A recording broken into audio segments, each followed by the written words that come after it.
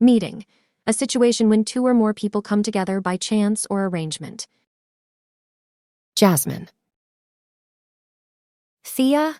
What are you doing here, baby? I asked the little girl who stood by my side with her doll in her arms. It was past 1 a.m. I can't sleep in my room. Can I sleep with you? Yes, baby. Come here. I helped her into my bed and she turned to me, wrapping her little arms around my waist. I patted her back to help her fall asleep.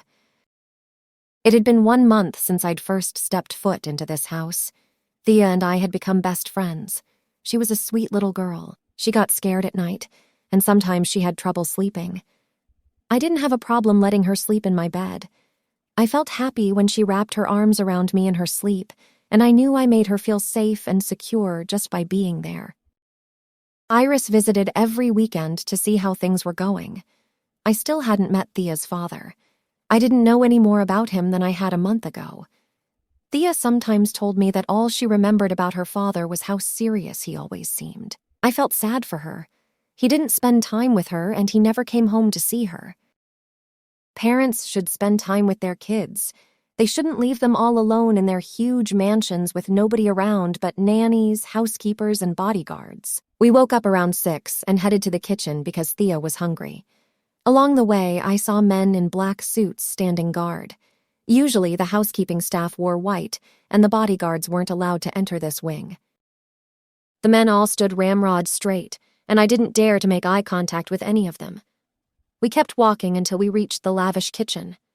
Thea, do you know who those men are? They are Papa's men. Oh, so your dad is back? I tried to sound casual as I helped her hop up onto the kitchen island. I started pulling ingredients out of the fridge. I don't know. Iris will come to my room if Papa wants to meet with me. Why? Can't you go and see your daddy without Iris? I turned to see her with a frown on her face. Papa gets angry if I go to his room without his permission because he'll be with important men. That's horrible. Yeah, she said, shrugging her little shoulders. Don't worry. After our breakfast, we'll go out and find something fun to do. I gave her a wink as her eyes widened in excitement. Yeah, but there are men. We can't go out when they're here. Iris won't allow it. She'll tell Papa. I placed the vegetables I had just retrieved from the fridge on the table and put my hands on her shoulders. Then we'll sneak out without telling anyone. Iris won't have any idea that we've gone out, so Daddy won't know anything. Her eyes lit up, just thinking about going out. Thea wasn't allowed to go anywhere, and I couldn't just leave her alone. I was used to being able to come and go as I pleased, but once I'd gotten here, I was stuck in the house with her. The only solution was to sneak Thea out with me. We'd gone to the local mall once, and now that we'd tasted freedom, we were tired of staying home all the time. What won't Papa know? We both heard a rough, dark voice coming from behind me. Thea's eyes widened. Papa, she said, wiggling in my hands. She got down and stood beside me. I didn't dare turn around. Sir, this is Thea's caretaker, Jasmine Gibson, I heard Iris say. I forced myself to turn around, not looking at Thea's father. Miss Gibson, meet Mr. Theodore Jefferson. Now it was my turn to widen my eyes comically.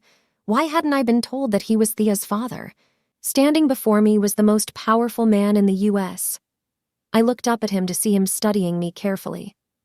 Iris narrowed her eyes at me, giving me my cue to speak up. Hi. After I beat, I slowly lowered my hand, which I'd just used to wave at him. Not my finest moment. Iris closed her eyes at my stupidity. I couldn't even look directly at the man. There was this intensely powerful aura surrounding him.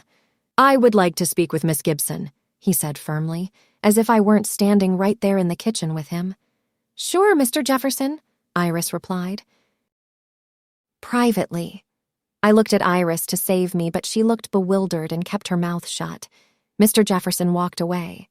You have to move. He does not like waiting, Iris informed me. Follow him. Just give me 5 minutes, Iris. I need to change, I said, looking down at my cotton shorts and cropped tee and becoming painfully aware of the fact that I wasn't wearing a bra. Miss Gibson, for your own good, I'm telling you to go now. The three of us wandered through the halls toward the side of the house where no one was allowed. Iris stood outside with Thea, and I knocked on the door. When I heard, "Come in," I entered the room nervously. He was going through his papers while I stood there being clueless. I'd never in my life imagined I would be meeting him. I mean, who would have thought that they would meet the man of every woman's dreams? "Miss Gibson, you were assigned to take care of my daughter, not to sneak her out." His voice startled me. I blinked and tried to hide my shaking hands. "I was not sneaking her out, Mr. Jefferson." Then what was the conversation I overheard in the kitchen? Just, normal chit-chat. He didn't respond, but pulled another file from the stack on his desk. I hate when people lie. I gulped down my nervousness. Of course, that made sense. I knew he hated basically everything. How was I going to say to his face that he was an asshole for keeping his little girl away from the world and not allowing her to go out? How could a father stay away from his daughter and not spend time with her? He should have shown her the world and played with her. "Miss Gibson, there is a reason why I keep Thea here. My responsibilities keep me away from my daughter. It's impossible for me to take her with me." I watched him with wide eyes. Had I said my thoughts out loud? "Mr. Jefferson, I would like to get straight to the point. Thea is a growing kid. She has to live a normal life. She can't stay in this house all the time. Allow her to enjoy life like a normal kid," I said, suddenly not feeling nervous anymore. He watched me carefully while I spoke. There was a brief silence. He didn't say anything, just kept staring at me until I started feeling a bit uncomfortable. His eyes roamed from the top of my head down to my toes. I turned my head a bit, crossing my arms to cover my chest. I didn't want him to know that I wasn't wearing a bra. "Is your hair auburn, Miss Gibson?" he asked, so unexpectedly that I almost didn't realize he'd spoken. Yes." I rolled my lips into my mouth as I looked at him, wondering if I'd heard correctly. He nodded and took one final look at my hair. "I will speak to you later, Miss Gibson. You can go now." Okay then, I didn't say anything, just turned to leave. "Miss Gibson, try to wear more concealing clothes. I don't want my men eyeing you, being distracted from their work." I bit my lower lip before walking away. As I wandered to my room to change my clothes, I ran into Iris and Thea. "Iris, why didn't you tell me about Thea's father?" "Miss Gibson, Mr. Jefferson didn't give me permission to reveal his personal information." Before I could ask her anything else, she wandered off, who knows where. "I'm sorry, Flower." I looked down at Thea, who was looking at me with tear-filled eyes. "It's okay, baby. Daddy didn't scold me. You didn't do anything wrong." I wiped her tears away and took her hand in mine. "I'll get dressed, then we can finish making breakfast." I quickly changed into my sweatpants and put on a bra. We made breakfast while I explained what I was doing each step of the way to Thea, who was eager to learn to cook. We were just finishing up our bowls of fruit, Thea laughing while I told her how I used to make a mess in the kitchen during my freshman year, when Iris walked into the kitchen along with a man and a woman I hadn't met before. "Miss Gibson, Mick and Sherry will be assisting you," Iris said, pointing to the couple. "With what?" "Mr. Jefferson has given his permission for you to take Thea out, provided you're back by 5. "Really?" Thea shouted, and we both jumped for joy. Without waiting to hear another word from Iris, we ran to our rooms to get ready. "Can I shower in your room?" Thea asked as I went through her clothes. Sure.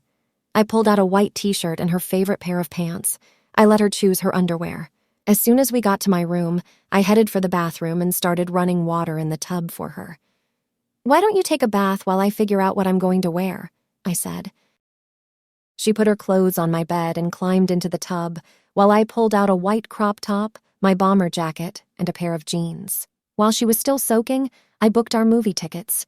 I was excited to take her to see Frozen, the latest Disney princess movie. I knew she'd love it. "Where are we going?" Thea asked as she got out of the car. "Movies," I said, smiling when her face lit up.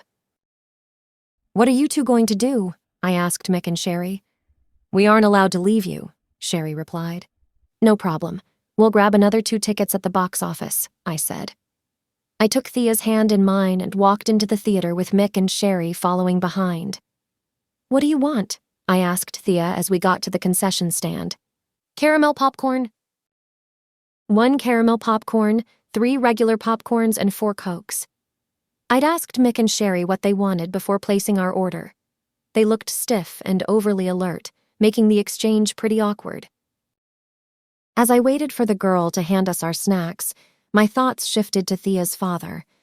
I wasn't very interested in the business world and didn't keep up with the news. I'd learned about Mr. Jefferson mostly from the women I used to work with, though even when I was in college, he'd been pretty famous. My coworkers never stopped gossiping about him, so I'd Googled him to learn who this guy was. There had been a lot of things written about him, some positive, some negative, but there was never a hint that he had a daughter. He was a mystery figure who kept his distance from the media. He never gave interviews and was never seen on television, but I always saw his name on the cover of Forbes and the Harvard Business Review when I passed by a newsstand. And then there was that article in Time. I handed Mick and Sherry their popcorn and soda, and we headed into the theater. I was pretty excited myself. It had been ages since I'd gone to a movie. "It's my first time seeing a Disney movie in a theater," Thea said, munching on her popcorn. "Don't worry, I'll bring you here again." "Promise?" "Promise," I said, and she gave me her bright smile. We enjoyed the movie, although I couldn't stop focusing on the character's hair.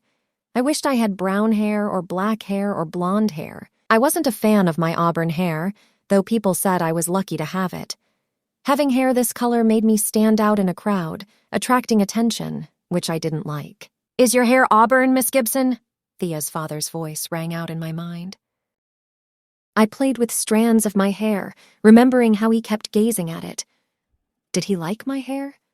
What about it captured his attention? I guess he thought it was worth commenting on. "Thea, do you like my hair?" I asked her as we were walking out of the theater. She turned her head and looked at me, nodding furiously. "I love your hair. When I met you, your hair was the first thing that I noticed," Thea said. I didn't reply, just pulled her closer to me as I thought of her father. It seemed he couldn't look away either. Maybe it isn't that bad having auburn hair. Maybe getting a bit of attention isn't all that bad.